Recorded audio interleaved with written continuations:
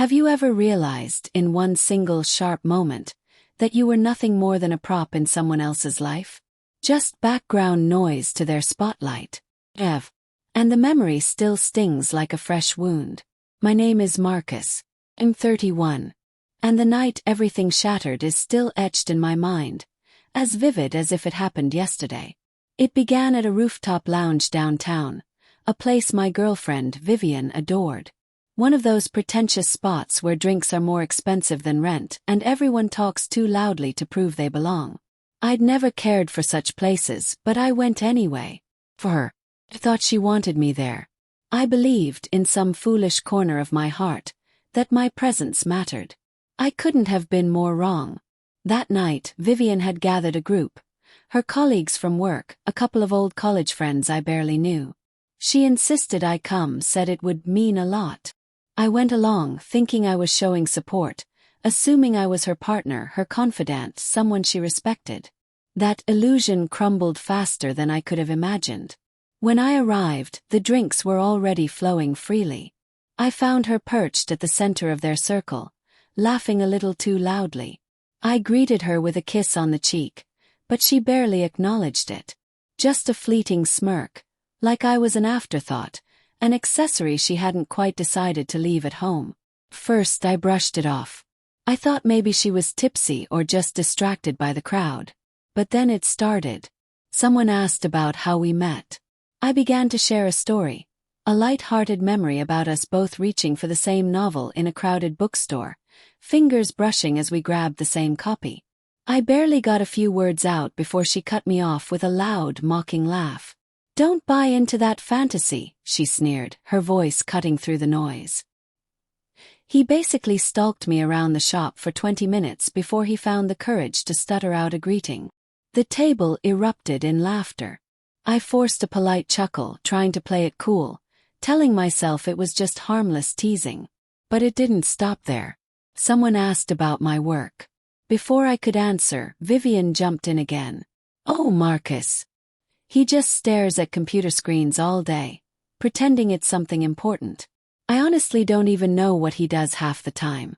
Something with wires, maybe." More laughter.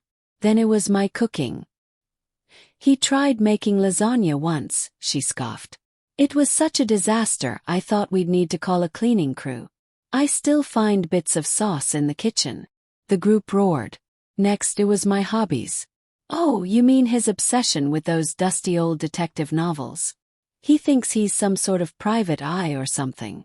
Every word was another jab, sharper than the last, designed to entertain her friends at my expense. And every time they laughed, she looked around the table, basking in their approval, never once looking at me. That's when it hit me. I wasn't her boyfriend that night. I was her clown, her fool, her evening's amusement. I excused myself, muttering something about the restroom, though I could barely hear my own voice over the pounding in my ears. I locked myself in the bathroom and stared at the man in the mirror. I tried to smile. Tried to convince myself it didn't hurt. But it did. It wasn't just the words, it was the intent. The deliberate way she had chosen to slice me down in front of an audience. When I returned, nobody even glanced up. Vivian was leaning in toward one of her male co-workers, laughing at some joke I didn't catch, but I heard enough to know it was about relationships being built on pity. She didn't correct him. She didn't defend me. She didn't care. And that's when something inside me broke. Not in anger, but in cold, piercing clarity. I sat there in silence. Waited until the check arrived. Paid for both of us like I always did. Then I stood calmly and told her I was heading out to catch a cab. She barely looked up. Just tossed me a lazy smirk and said, "Text me when you get home, babe." As if the evening had been perfectly normal. But I didn't go home. In truth, I'd been ready for this moment for weeks. I'd sensed the change in her. The way her touch grew colder. The way her eyes wandered in rooms we used to fill together. I'd packed a bag 2 weeks earlier. Not because I expected this exact scene, but because I knew the day would come. That night, I checked into a quiet hotel on the edge of town, alone but strangely relieved. For the first time in months, I slept peacefully. The next morning, I erased myself from our life.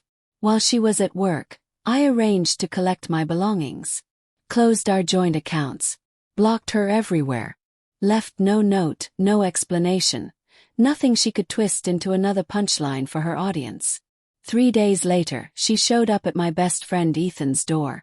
Confused, panicked, and furious. Why would he just disappear, she demanded. He didn't even say goodbye.